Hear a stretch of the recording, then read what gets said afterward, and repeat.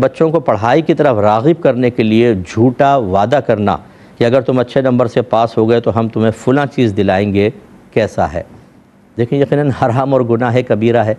ایک خاتون کسی بچی کو اپنے پاس یا بچے کو اپنے پاس بلا رہی تھیں کہ لو یہ میں دوں گی، تو سرکار نے شاید فرمایا آپ کی مٹھی میں کیا ہے؟ تو انہوں نے بتایا کہ کھجور ہے۔ سرکار نے فرمایا کہ اگر تم اس کو کھجور نہ دیتیں تو تمہارے نام اعمال میں جھوٹ لکھا جاتا۔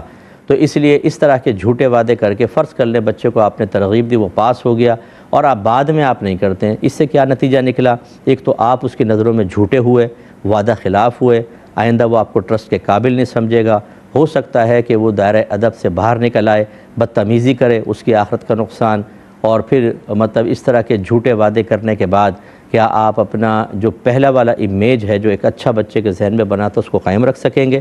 وعدہ ہی نہ کریں نا، اور کریں تو ایسی چیز کا کریں جس کو بآسانی آپ دلوا سکیں اور وہ وعدہ پورا کریں پھر، لیکن یہ جھوٹے وعدے کرنا بہرحال حرام اور گناہ کبیرہ ہوگا۔